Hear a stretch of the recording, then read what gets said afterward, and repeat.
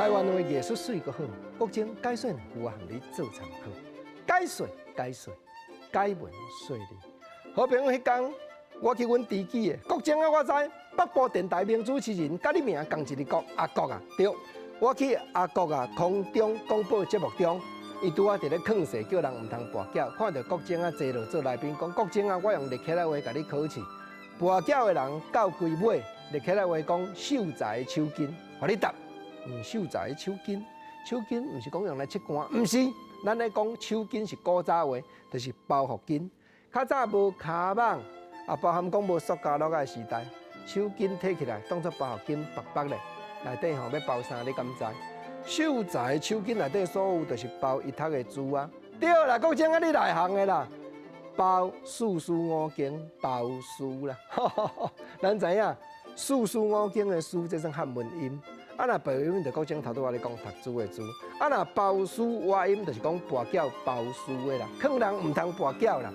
国情啊，吼，我迄天做来宾呢，坐伫因播音室内底碰伊坐伫伊对面呢，我来呢，伊说直直甲我考。第二条讲，你起来话甲你考，讲吼，你若爱跋筊的人，有影脚嘛是牵袂牢，袂输敢若查某干寒肉，查某干寒肉。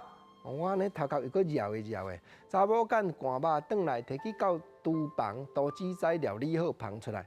原话太太、小姐、公主咧食，查某干嘛是无通食。国情啊，你内行诶，典故接袂句就起来话，查某干寒肉就是讲做看有食无啊。我知，较早四句人有咧讲，看有食无简单言，亲像戆不片香烟。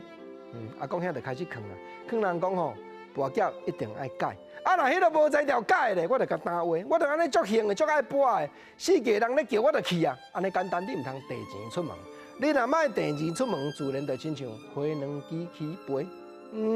这原来有迄个日起来话上有咯，花两支起飞典故，互你接下句。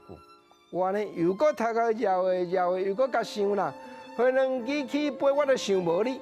国情啊，我解说互你听。主持人阿国啊，伫伊广播节目内底讲，花两支本来吼踩伫涂骹有链啊，但是即马飞起来吼，慢慢迄个链啊就收起来。我知啊，安尼花两支起飞，互你答啊。啊，讲遐我知啊，花两支起飞就是变无链，变做无链啊。啊，若变无链，台湾话解说就是讲吼变无网啊，行无路啊，无钱无才调，跋筊自然就变无链了啦。